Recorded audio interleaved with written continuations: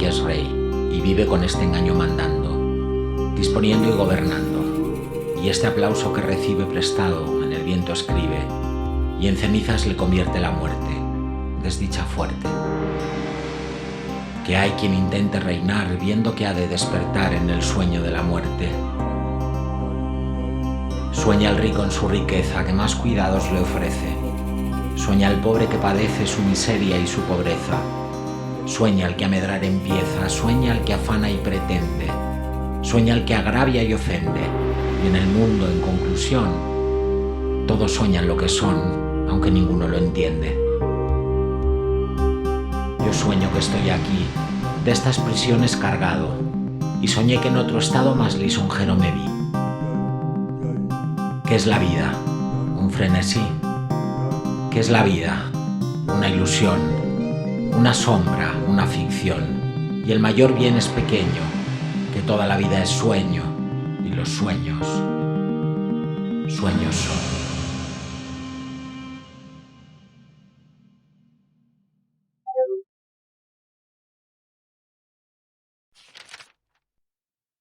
Buenos días, bienvenidos a la sección La vida es sueño, dedicada a viajes a través de libros de EADA Televisión y Editorial en EADA Self Discovery Transpersonal.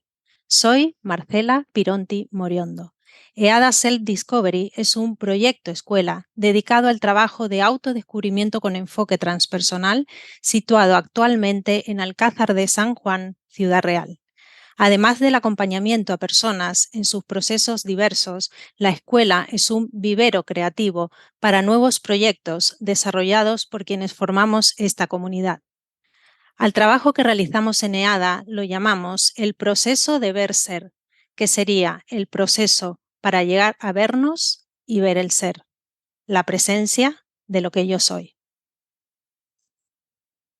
Hoy tenemos con nosotros a Patricia Pinedo Ruiz de Gordoa, o Patricia P., o con las gafas de Patricia. Patricia nació en Vitoria, País Vasco, el 1 de julio de 1976. En su 8º cumpleaños, su madrina le regaló un diario precioso. Comenzó entonces, en 1984, una afición por los diarios y por la escritura con boli de tinta roja. De jovencita, se colocó las gafas para escudarse de las vergüenzas juveniles que surgieron en la frontera contacto entre mundo exterior y mundo interior. En el año 1999 obtuvo la diplomatura en Relaciones Laborales Industriales por la Universidad del País Vasco. Entre el año 1999 y 2000 cursa un posgrado en Recursos Humanos en Brighton College y durante el año siguiente realiza un máster en Comercio Internacional por la Universidad de Sussex. Desde el año 2004 hasta el año 2006 estudia un máster en Dirección de Marketing en IDEC, Universitat Pompeu Fabra de Barcelona. Trabajó durante 15 años en Novartis, empresa multinacional dedicada a la industria farmacéutica. En el año 2016 formó parte de un programa de certificación en coaching en el Centro Formativo Abiguel. Certificada en copywriting con Isra Bravo y Maider Tomasena. Mentorizada por Rubén Martín para definir su marca personal. Curso de interpretación en Actúa Barcelona para investigar y explorar el teatro en relación a la escritura y los guiones de cine. Actualmente en formación con Montse Pujadas para facilitar círculos de mujeres. Catalana de adopción, vive en Barcelona desde el año 2002 junto a su marido, sus 2 princesas y su príncipe. 3 crisis vitales avalan su proceso y viaje, como resultado de las cuales puso en marcha su blog con las gafas de Patricia, su cuenta en Instagram con lives y entrevistas y acaba de embarcarse en viajes inspiradores para la transformación de mujeres desde el emocionario femenino en busca de reconexión con ellas mismas. El primero de estos viajes ha tenido lugar en las tierras alavesas que le vieron nacer y que ha sido bautizado con el nombre de Alcestis. Señores, señoras, señores emprendedores, reyes, duques y marqueses, condes, hidalgos y burgueses, y gentes que deseáis saber las diferentes generaciones humanas y las diversidades de las regiones del mundo. Tomad y bebed de este libro y encontraréis en él todas las grandes maravillas y curiosidades de la Gran Armenia y de la Persia, de los tártaros y de la India. Así lo expondrá nuestro libro y os lo explicará clara y ordenadamente como lo cuenta Marco Polo, tal como lo vieron sus ojos mortales. Marco Polo, libro de las maravillas. Buenos días, Patricia. Bienvenida a EADA Self Discovery Transpersonal, Televisión y Editorial. Hola Marcela, buenos días. ¡Qué Bienvenida. emoción! Muchas gracias, encantada. Un placer, Patricia. Bueno, ahora que vamos despacio, vamos a contar mentiras tralará que inspiren verdades. Patricia, vamos a darnos licencia para relatar y viajar sin juicio. Lo que nos va a importar es la inspiración, aquellos que nos inspiraron y aquellos a los que podemos inspirar. Un hombre lo hizo, Marco Polo. Nosotras, las mujeres, también podemos. Viajar. Para viajar solo basta con existir. Voy de día a día, como de estación a estación, en el tren de mi cuerpo o de mi destino, asomado a las calles y a las plazas, a los gestos y a los rostros, siempre iguales y siempre diferentes, como al final lo son todos los paisajes. Es en nosotros donde los paisajes tienen paisajes. ¿Para qué viajar? ¿Dónde estaría yo sino en mí mismo y en el tipo y género de mis sensaciones? La vida es lo que hacemos de ella. Los viajes son los viajeros. Lo que vemos no es lo que vemos, sino lo que somos. De la autobiografía de Fernando Soares, contada por Fernando Pessoa en el libro del desasosiego. ¡Qué maravilla, por favor! Patricia. Con un paso así, eso, vamos. Empezamos el viaje. Bueno, ¿tú para Empecemos. qué viajas y escribes, Patricia, en el País de las Maravillas? ¿Qué cuentas? Cuéntanoslo con las gafas de Patricia. Gracias, Marcela. Pues, ¿para qué viajo? Yo creo que en el fondo todos viajamos para encontrarnos. Yo viajo para desconectar y sobre todo para encontrar respuestas. Normalmente las grandes decisiones que he tomado en mi vida siempre han venido previas o posteriores a un viaje. Así que para mí el viaje es como un ritual, la verdad. No es el hecho de viajar, no es la logística, para mí es el ritual de prepararlo y embarcarte en él, bueno, con una mochila cada vez diferente, creo que es lo que hace único cada viaje. Joseph Campbell encuentra paralelismos en todas las producciones mitológicas humanas. Por ello, utiliza el concepto de monomito en su obra El héroe de las mil caras, psicoanálisis del mito, para definir esa estructura mitológica que se repite desde los inicios de la humanidad. El mito proyecta los conflictos a los que debe enfrentarse todo ser humano y también proyecta sus resoluciones. En la primera parte de nuestro viaje tenemos miedo a la vida, a sus responsabilidades y a su desbordante riqueza. En la segunda parte tenemos miedo a la muerte y al final de todo.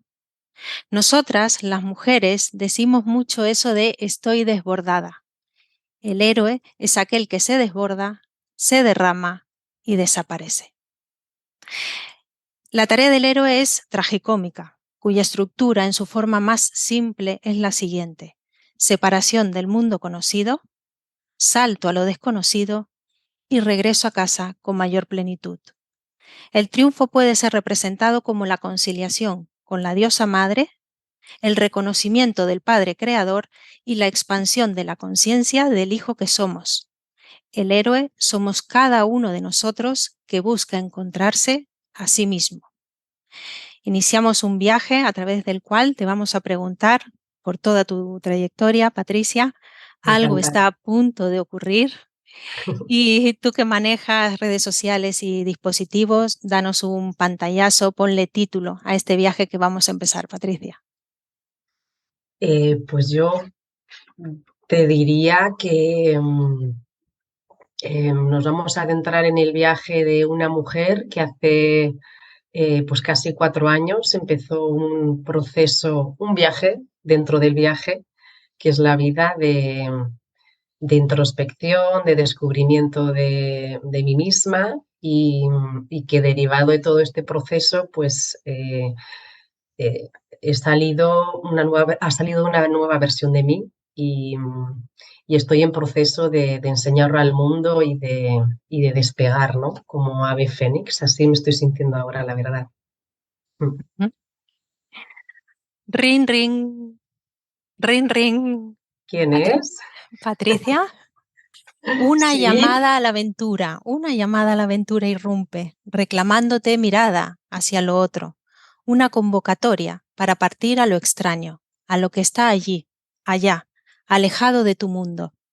El mensaje señala una ruta desconocida, un salto, vacío. La tentación procura no atender la incógnita, el mensaje que señala tu mundo patas arriba.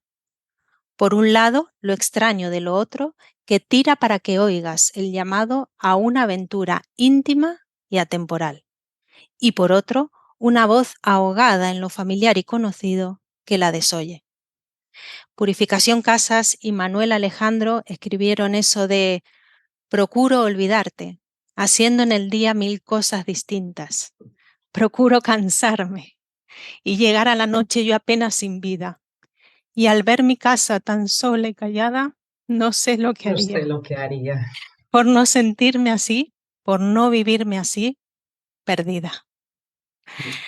En tu blog cuentas historias para mujeres un poco confusas, dices, entre Sí, paréntesis, a las que les adviertes, todos necesitamos un detonante para tomar una gran decisión vital. sí. Un día, el detonante te pilló sentada en una oficina frente a una funcionaria del Ayuntamiento de Barcelona a la que le pagaste de una sola atacada 800 euros por 4 multas de tráfico por no atender 4 veces en 2 meses la misma señal pintada a boli rojo sobre un semáforo. ¿Cómo ha sido para ti tenderte una confusa trampa entre lo nítido, alto y claro de una llamada interior y el fresco desentendimiento de hacerte la suiza como Novartis? Radicalmente, ¿hasta dónde llega la resistencia y la negativa del llamado, Patricia? Qué bien, qué poética eres, me encanta. Hombre, el llamado, yo creo que todos tenemos llamados en la vida. El tema es estar atento y querer escucharlo. Y a mí la vida me llevaba llamando muchas veces, toc toc, y yo me iba haciendo la sueca o la suiza. 15 años, imagínate, haciéndome la suiza. Aunque tenía señales clarísimas de que por ahí no era, ¿no? Que todo era demasiado complicado, que por ahí no podía ser. Pero bueno, eso, pues un día lo has descrito muy bien y veo que te has leído mi blog, me encanta. Pues tal y como decías, yo creo que he tenido dos detonantes. Unos meses antes a que sucediera ese hecho, también nació mi tercer hijo y, y todos, por lo menos yo, cuando tienes hijos piensas que todo va a salir bien. Es como, para mí el embarazo, el dar a luz y demás, es como el símbolo mayor de confiar, ¿no? Que tiene la mujer de confiar y de soltar el control. Que en mi vida el control ha estado siempre como tan presente, pero en esto el control no se puede tener de ninguna manera. Y bueno, nació mi tercer hijo y en principio todo fue bien, pero a las pocas horas viene un batallón de médicos a la habitación y dices, uy, pasa algo. Bueno, pasó algo, tuvieron que hacer una cirugía, bueno, fue todo. feo, ¿no? Inesperado. Pero las semanas que estuvimos en la UCI en San Juan de Dios para mí, fueron mi primer detonante.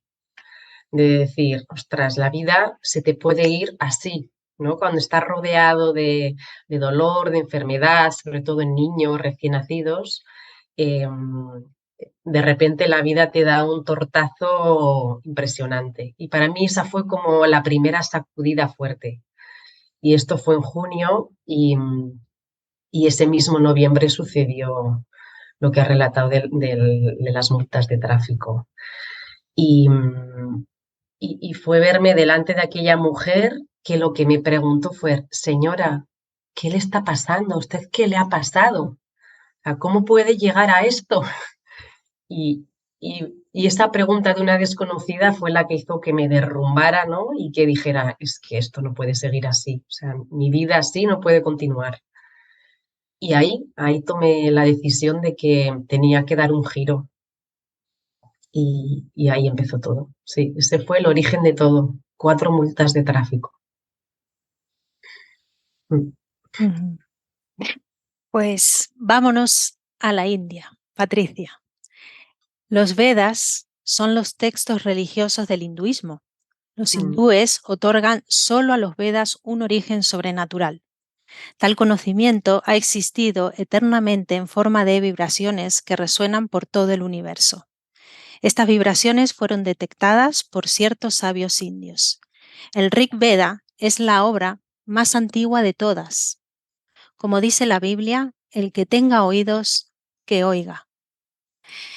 Al aceptar la llamada, se asume un compromiso en una sola dirección, para adelante.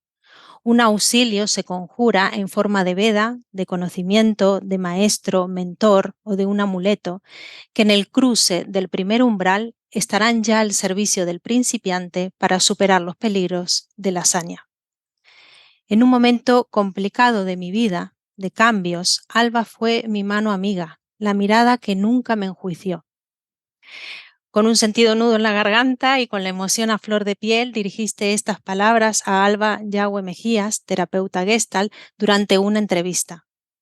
Patricia, háblanos del efecto de la ayuda recibida en tu proceso, bien a través de mentores, de señales, de retos o de cualquier otra forma.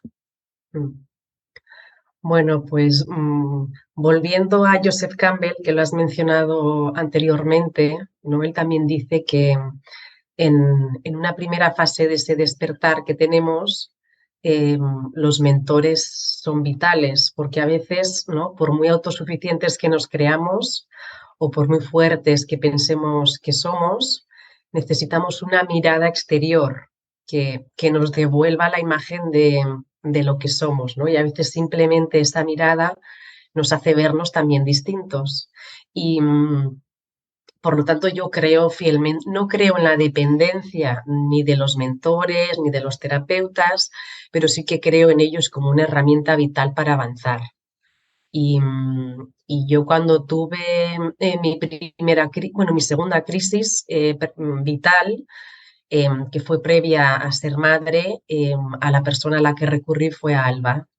Y para mí es un ser que me devolvió, bueno, me devolvió a la vida, ¿no? Me devolvió a querer estar y a querer crecer, porque creo que en aquel momento lo que me daba miedo era madurar y crecer y tener una vida de adulta, ¿no? Y me quería quedar un poco en la juventud, en la frescura que asociamos con la juventud y gracias a ella pude atravesar, ¿no? a la adultez, a la vida adulta, sin ese peso que para mí me estaba suponiendo entonces. Y después he tenido más terapeutas. En esta última crisis que he estado en estos últimos 4 años, he tenido otros terapeutas de otros ámbitos, no han sido de la Gestalt, he tenido mentores de marca personal. Yo creo que la ayuda externa nos viene siempre muy, muy bien, muy bien. Y nos ayuda a ir un poco más rápido. En el fondo, todo lo que tenemos que avanzar y resolver lo hacemos nosotros. O sea, no es que lo hagan por nosotros esta gente, pero a mí me han ayudado a ir un poco más rápido y, y, y a abrir el campo de visión, ¿no? Porque tendemos a ir así y esta gente a mí lo que me ha permitido es que me gire a mirar a un lado, a otro o que amplíe mi visión. Y eso en el proceso de evolución creo que te hace ir más rápido. Yo lo veo vital para avanzar. La heroína cruza el umbral, abandona la seguridad del hogar y parte en búsqueda de sí misma. Penetra en el laberinto para encontrar qué hay en el centro de su ser. Es un viaje al mundo subterráneo, lleno de confusión y pena, alienación y desilusión, rabia y desesperación. Maureen Murdoch, Ser mujer, un viaje heroico. No hay atajo en esta noche oscura, Patricia. O como No. dice Campbell, morir para el pasado y renacer para el futuro. Cuenta la leyenda que Madi o Amari, la diosa suprema de la mitología vasca, fue arrebatada de la caja de cristal en la que le protegía su madre por el mismo diablo. El diablo la llevó a la cara este del monte Amboto y al dejarla abandonada a su suerte, Amari se convirtió en diosa. Amari en euskera significa el oficio de ser madre. Estamos hablando de la reconciliación de lo femenino. Patricia, ¿cómo se concilian los demonios que te llevan de la caja de cristal a tu suerte y el sagrado oficio de ser madre? ¿Qué poderes has conquistado para llegar a ser la diosa de tu vida?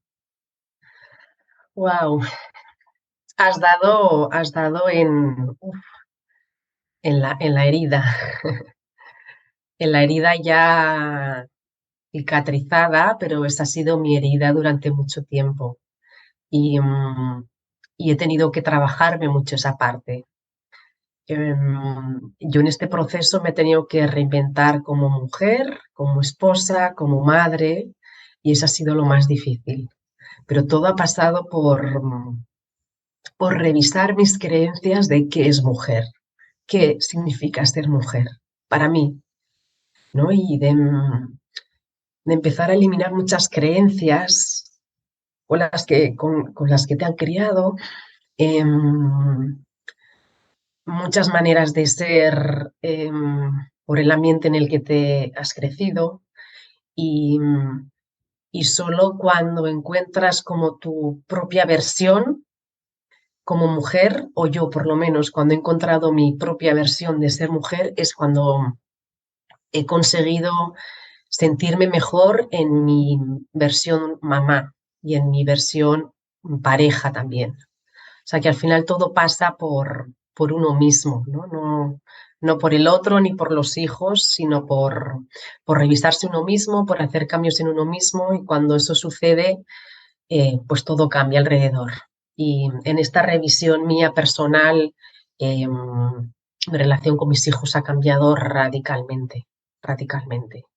Y eso que no son adultos, son unos niños, ¿no? Pero quizá por eso son mucho más sensibles a los cambios que hacemos las madres. Sí, ser mujer es es un oficio casi. Sí, a mí me ha ayudado muchísimo este momento personal y además he sentido que al tener dos hijas, he sentido como una responsabilidad mayor, ¿no? En tratar de ser mi mejor versión como mujer, porque al final nuestros hijos no absorben solo lo que les decimos, sino lo que ven que somos.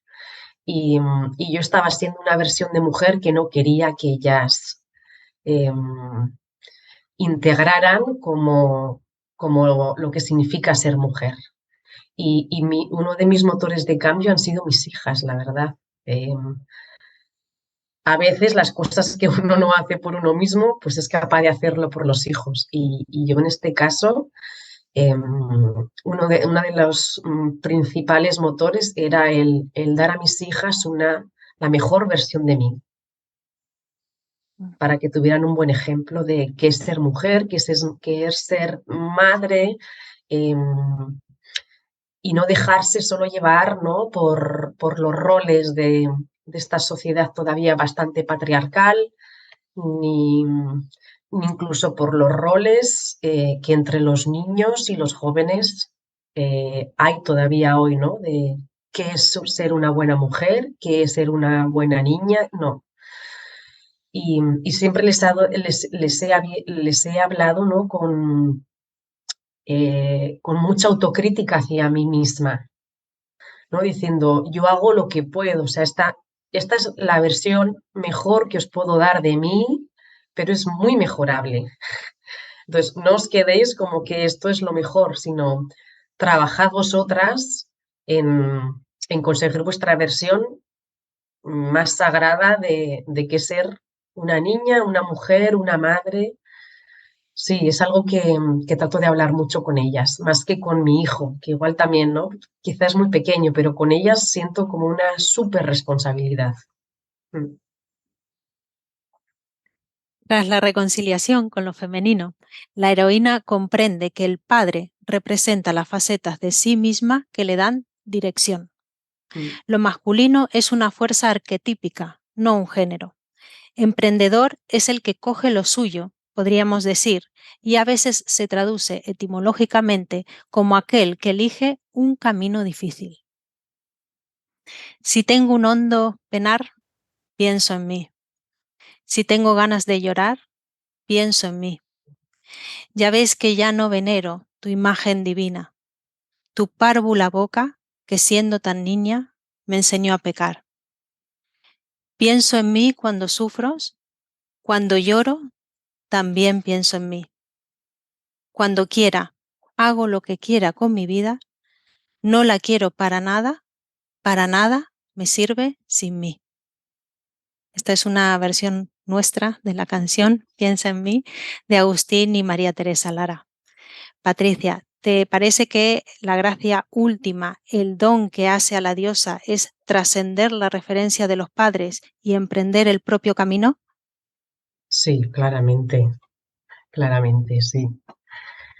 Sí, y la figura paterna también es algo potente, el rol masculino en las mujeres. Mira, lo que a mí me ha pasado es toda mi vida, y creo que nos pasa a muchas mujeres, hasta, en la juventud, hasta, bueno, hasta que empecé este despertar, yo siempre me he identificado mucho con el rol masculino, de la acción, la potencia, la dirección, la carrera profesional, los ascensos, ¿no? Y llega un momento en el que dices, te paras y dices, ¿todo esto? ¿De qué me ha servido? ¿Y dónde está mi yo mujer? ¿No? Que es un poco volver a lo que hablábamos antes. Entonces te vas a lo femenino, dices, no, no, no, tengo que recuperar mi parte femenina, tengo que potenciar, tengo que dar valor. Pero llega un momento en el que dices, es que solo en ese lado tampoco me siento completa. Entonces a mí lo que me ha pasado también es que después de estar trabajando esa parte femenina y mi rol femenino, he tenido que volver a lo masculino, ¿no? He ido haciendo como movimientos pendulares para una vez vuelta a lo masculino, quedarme con el masculino sano y volver al centro. Y decir, vale, ahora he cogido lo que necesitaba de aquí, de mi yin, de mi yang, y me siento más centrada. Y yo creo que para mí eso es como el matrimonio sagrado, ¿no? De lo masculino y lo femenino, como sacar la mejor versión de nuestro padre, de nuestra madre, de nuestra parte yin, nuestra parte yang, y con eso equilibrado seguir adelante. Por lo tanto, sí, lo veo vital, es tener esa parte equilibrada y trascender a los padres también, obviamente. Sí. Ujú.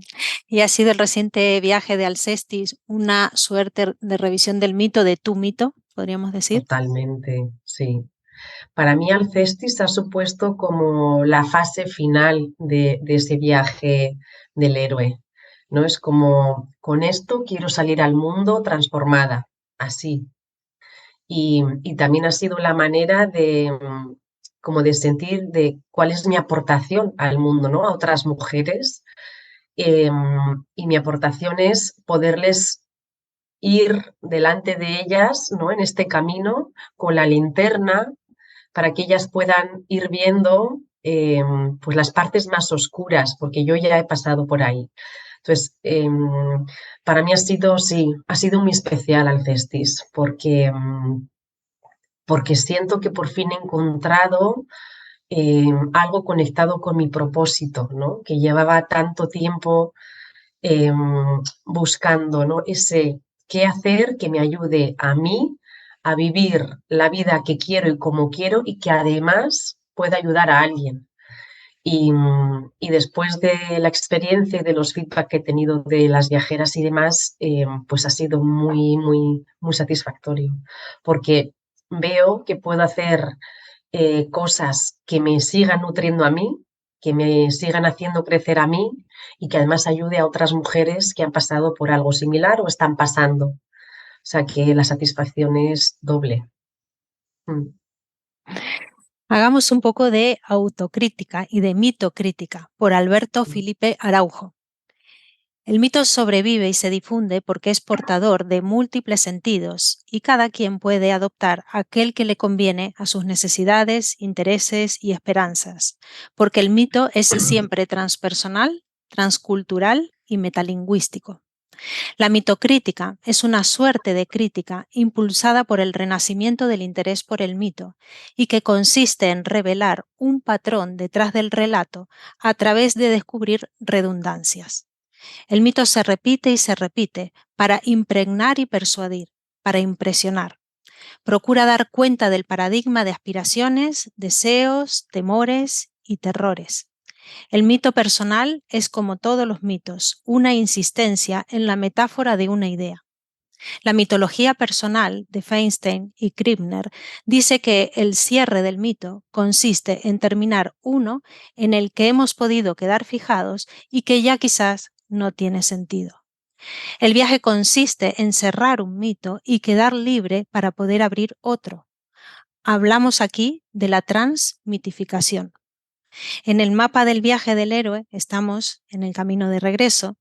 Es en este punto donde se da la integración del mundo exterior y del mundo interior. En definitiva, la libertad para vivir.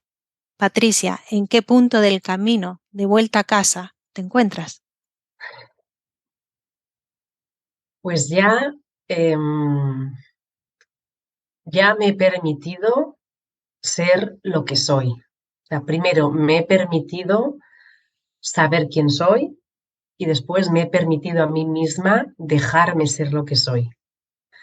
Que para mí ha sido, eso ha sido la parte más difícil de este proceso, el dejarme tranquila, ¿no? Todo está bien, o sea, esto es lo que eres. Aunque no encajes aquí, aunque no encajes en este ambiente que siempre has estado, aunque no encajes con el rol familiar que has tenido siempre, pero esta eres tú, por fin sabes quién eres y, y bueno, no digo que no tenga miedos ni, ni que me queden coletadas de prejuicios, pero cada día trabajo para dejarme ser y, y para no tener pudor en mostrar lo que soy, porque es lo único genuino, o sea que es lo que hay, por muchas caretas, por mucho maquillaje que me ponga, la que soy es esta. Y, y dejarte ser parece fácil, pero no lo es tanto. O sea que creo que me encuentro ahí en haberme descubierto y haberme permitido ser y ahora dejarme tranquila ya, dejarme tranquila y, y permitirme brillar. Hay una parábola judía en la tradición de los Hasidim que plasma en una imagen elocuente cuál es el sentido último de una aventura esforzada para el protagonista. Se cuenta que el rabí Eisik, hijo del rabí Jekel, vivía en el gueto de Cracovia y que había permanecido firme en su fe a lo largo de los años. Una noche, el rabí Eisik tuvo un sueño. El sueño le ordenaba que se dirigiese a Praga, donde descubriría un tesoro oculto, enterrado bajo el principal puente que conducía al castillo de los reyes bohemios. El rabino dejó el viaje para más tarde. Sin embargo, el sueño se repitió otras 2 veces. Tras la tercera llamada, lió los bártulos y se puso en camino. Al llegar a Praga, el rabí Eisik se encontró con que había centinelas todo el tiempo en el puente, así que se limitó a merodear por él y observar. No se atrevió a cavar. El capitán de la guardia, extrañado ante la persistencia de este anciano, se acercó a él y le preguntó si había perdido algo. El rabí Eisik le contó el sueño que había tenido. El oficial se echó para atrás con una carcajada y le dijo: ¿quién en sus cabales creería en un sueño? Pues yo te voy a decir una cosa. Si yo creyese en los sueños, ahora estaría haciendo exactamente lo mismo que tú, pero en dirección contraria. Deja que te cuente mi sueño. He soñado que una voz me hablaba de Cracovia y me ordenaba que fuese allí y buscase un gran tesoro enterrado en un sucio rincón detrás de la estufa que había en casa de un rabino judío llamado Eisik, hijo de Jekel. El rabino escuchó con atención y emprendió a toda prisa el largo regreso a su casa. Cavó en el rincón abandonado de la estufa y encontró un tesoro que puso fin a su miseria. Extraído de Mitos y símbolos de la India, Zimmer, edición de Joseph Campbell. Patricia, no sé si nos quieres contar algo más acerca de tu mito, de tu monomito, de esta continuación del viaje y en esta vuelta a casa que es para ti. Bueno, es que lo has cerrado, el broche que has puesto es broche de oro. El seguir los sueños y seguir la intuición es algo que siempre ha guiado mi vida, la verdad. Y creo que si nos escucháramos un poquito más, si escucháramos la intuición, ¿no? Esas corazonadas, y dejáramos de pasar todo por aquí y lo pasáramos más por aquí, creo que no daríamos tantas vueltas, ¿no? Nuestros caminos serían más fáciles. Y a mí la vida y cada día la vida me demuestra que cuando escucho mi intuición, incluso cuando escucho mis sueños, que no tengo, bueno, tengo muchos, pero no me suelo acordar de ellos, siempre son señales que me llevan a buen puerto. Así que qué mejor manera de cerrarlo que así, ¿no? Que nos dejemos escuchar, que no racionalicemos todo y que la intuición es una brújula y una señal clarísima de por dónde tenemos que ir, ¿no? ¿Cuál es el camino? Estoy totalmente de acuerdo. Pues cual danzari a ritmo de un chistulari en Gasteiz, nos despedimos, Patricia, con reverencia de Aurrescu. Te agradecemos enormemente que hayas aceptado esta llamada para hacer el recorrido, el viaje de vuelta a ti misma, y considera que esta es tu casa. Muchísimas gracias desde EADA Televisión y Editorial Transpersonal por estar aquí. Gracias a ti, Marcela, por este recorrido tan poético y tan bonito por esta etapa de mi vida. Te lo agradezco mucho. Ha sido muy bonito. Gracias. Gracias a ti. Lo hemos hecho contigo porque hemos tenido unos encuentros contigo y por ti, Patricia. Gracias. Gracias. Muchas Un gracias. abrazo. Chao. Adiós. Adiós. Adiós. Hey, ¿queréis conocer los secretos de la vida? Hagamos entonces un círculo sagrado. Somos un círculo dentro de un círculo, sin principio ni final. Somos un círculo dentro de un círculo, sin principio ni final. Somos un círculo dentro de un círculo, sin principio ni final. Somos un círculo dentro de un círculo, sin principio ni final. Somos un círculo dentro de un círculo, sin principio ni final. Somos un círculo dentro de un círculo, sin principio ni final.